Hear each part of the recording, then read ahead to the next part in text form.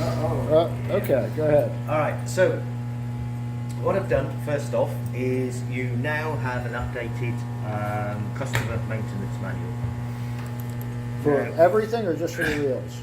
just for this is basically added the reel stand so that I'm afraid any information that Ian gave you will not be included in this manual.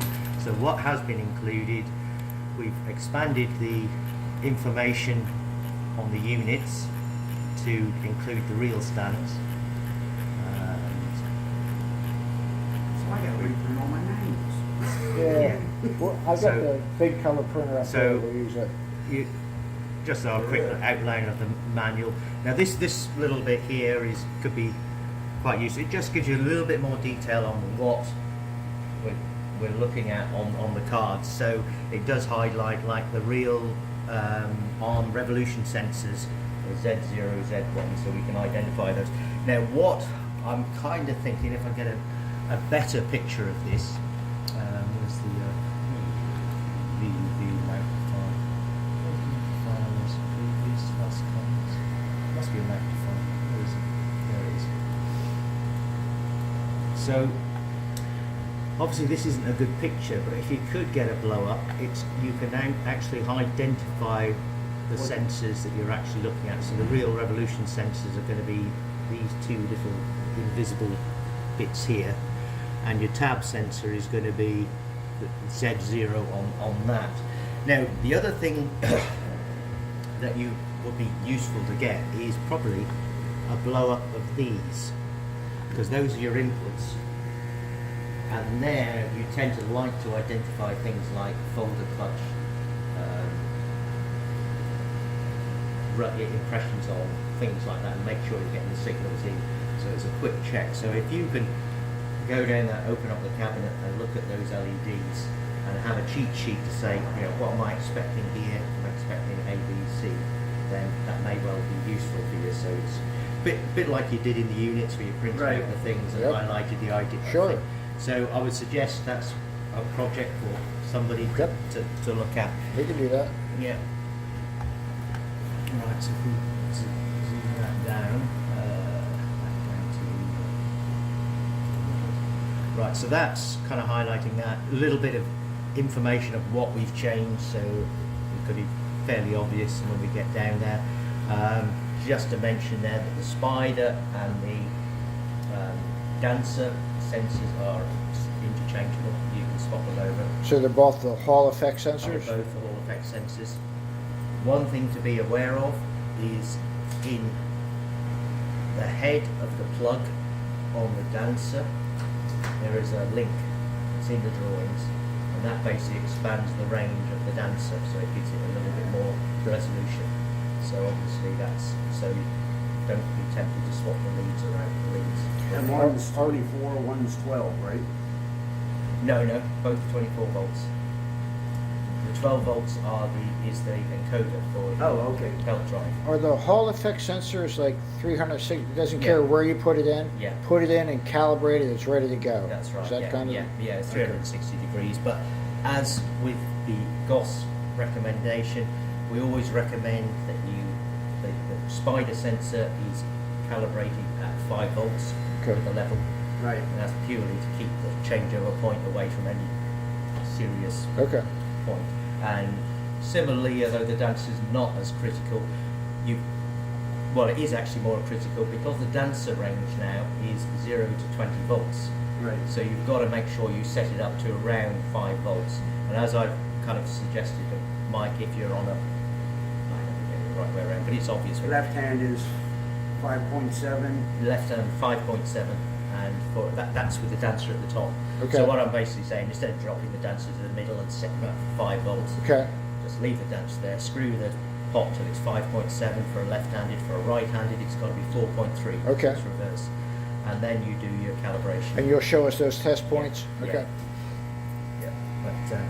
But all of that's displayed on the thing, so you don't even need a meter to do it. So it's, Okay. We got to get some of those Hall effect sensors ordered. We'll need spares. Right. So let's go back to Not on the shelf.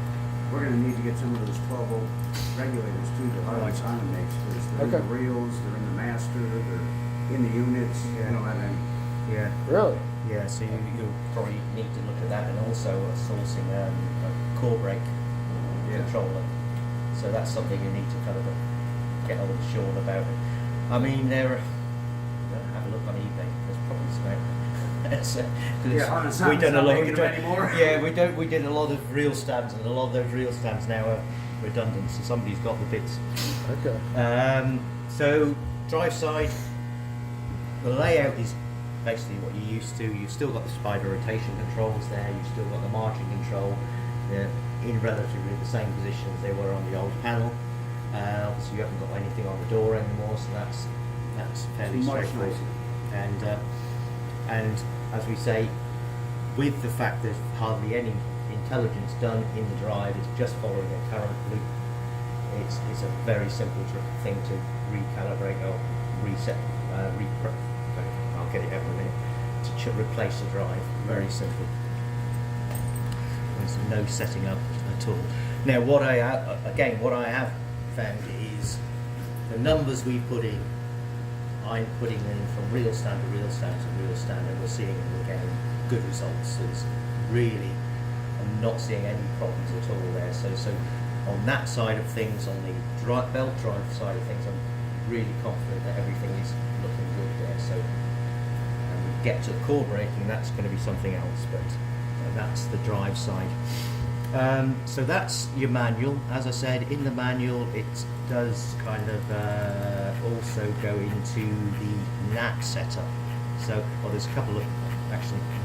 The what setup again? The Natter. Natter. The natter. So, again, I don't have the setting up for the Natter on in the drive, but we've seen that. We can get a copy of that. That's not a problem. Well, we put a copy of that on the Yeah. desktop. Yeah. High speed counter. So what we've got here, so that's something.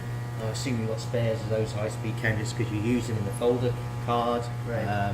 You use them on the damp. So you've got a lot of high speed counters on this press. So it's certainly something you need a couple of spares, I would suggest, because now it's Is that been. an Allen Bradley part? Yeah, I thought I'd actually added the reel stand on that, but I haven't. Okay, so I'll have to add the reel stand on there. I'm sure I did it at some stage, probably forgot. But this is the type of thing here, so this is a little blow up. This is your Z0 and your Z1 pulses. So you've got output pulses, which are used to fire the knife and the brush. And you've got the Z pulses, which are basically used as reset type pulses for reset and cancel. So that's your.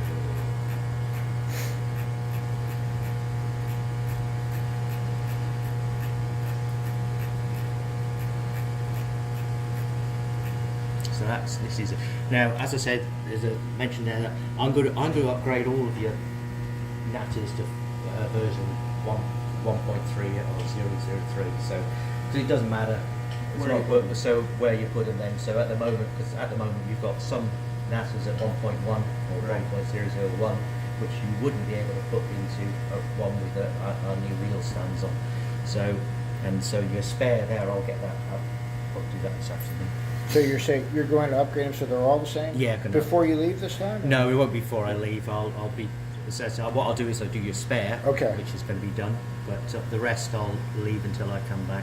So the spare can be used in any location Yes. because it is upgraded? Yeah. Okay, gotcha. Yeah. So, as I said, most of this stuff, the only thing from your point of view you're looking at doing is the last little bit. So most of this will all stay the same apart from this little bit here. So this is setting up a unit with a HS reel stand. So again, it's we can quickly run through that. That's not it. So this is the how to do the firmware upgrade. If you ever came across and had a Natter that's been sent over and it's not been upgraded, you can actually upgrade it using this. Follow this. Right. So this is what I've added is the PowerFlex information. So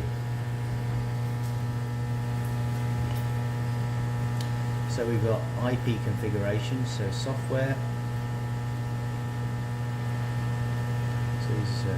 Right, so there's a quick little setup procedure. So the first thing you would do once you powered up the drive is to set up the Ethernet card, and you set up an IP address. They all have the same Ethernet address. So, And that's in the manual there? and that's in the manual there. Okay, So good. that is actually how it's set up. Oh, I did Good. a bit. And then you reset that adapter so it's power fail. Power You use cycle. power cycle. I mean, the easiest way is to use Q7. It's the best way, just power down the drive and power it back up again. Now, we did have an issue the other day, and and it does appear that it was caused by them power cycling The actual- reels? The reels, where when it came back up again, it didn't Right. initially connect back to the PLC. We had to do it again. You had to do it again. And I think the reason for that is when you power down the drive, you power down the drive and the PLC. And I think the drive comes up before the PLC Right. comes up. So the drive goes, oh, there's no unit there, and no PL, so it fails. So I think that's what the problem is. And So it's, Q7 will stop that. well, what I'm suggesting is stop your operators going down and Right, they're Power used to, cycle, with the yeah. old reels, power cycling, with the Harlan Siren reels, we don't want them I doing don't know that. why, because I looked at the logs, they had folder jam, folder jam, folder jam, and then they went down and power cycled the real stuff. Right. Yeah. It's their fix, it's their fix for everything, they don't, Yeah. they don't know. And as I said, so that is something bear in mind that if somebody, if you come in, there's a comms fault on the drives, then as somebody reset the real stands, yeah, okay, then Q7 on off, and that should bring you. Then do what? What is the fix? You go to the drive side, you Okay. open up the panel and you turn the power off on Q7, which Okay. is just the drive. Circuit breaker number 7. Q7, right. Okay. That'll just power down the drive and power it back up, and Gotcha. then it'll recommunicate. So again, little note inside the door. Yeah. Yep, there you go. Yeah, so Okay. all of these right.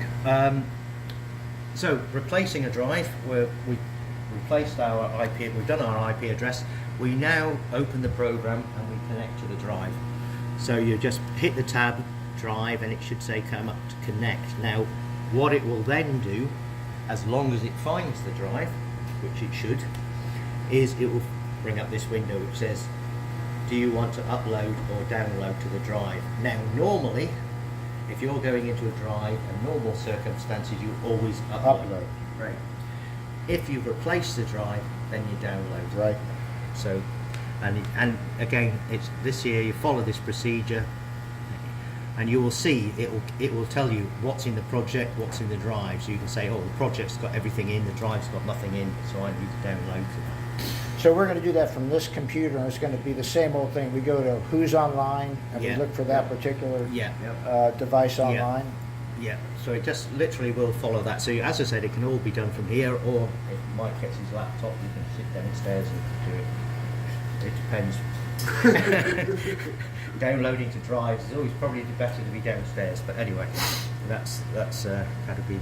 That, as I said, it is one of the things is to be careful if you are downloading. Is do make sure there's nobody around the real stand because things move. Okay. You know, I mean, I've been in situations before where somebody's up in a room going, "Oh, let's download some code," and something moves, like somebody's up with a dancer playing around with the dancer thing, and suddenly it drops and suddenly it bangs back Right. up again. So you've got to be very careful if you're going to be If downloading. you're not there, you can't see what's going on. So as you say, so a lot of these, obviously, the drive is something you can do from here. But we've already said if you're doing a PLC, there's your thing, plug it in there, download the program there, then take it downstairs, plug it in. Right. So those type of things, you know, it's safety is always the thing, and all you have to do is ask DOS UK what can happen if you download to something remotely. Yep. When you download to a, well, they did in Archer, where they downloaded, well, they thought they were in Preston, and they downloaded some code that they thought to Belfast. And in They fact, went to another site? They went to another site, Oh, man. and the folder went backwards at 90,000 copies an hour backwards, No kidding. and it absolutely destroyed it. Oh, no kidding. You can understand it. I mean, they still hate Goss down there at Archer. So That's awful. Yeah. So as I said, it is one of those things. Yeah, you can download from here, but you must be very, very careful.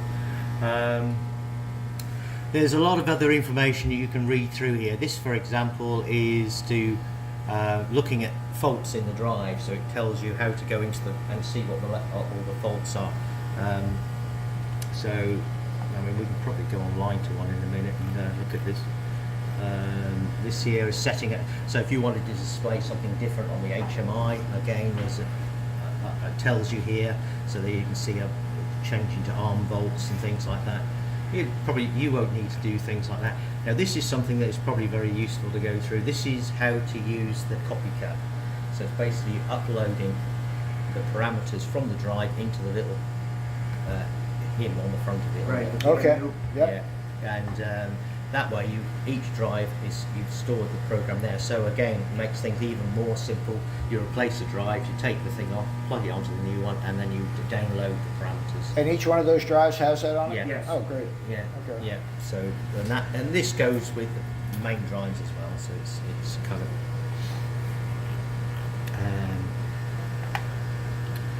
Oh, look at this. So I've put in something for. This helps with the Ian one. Disengage the line shaft. But, so auto tune tells you here motor control. Check the motor. Again, if you've downloaded the data, that should be good. This is just.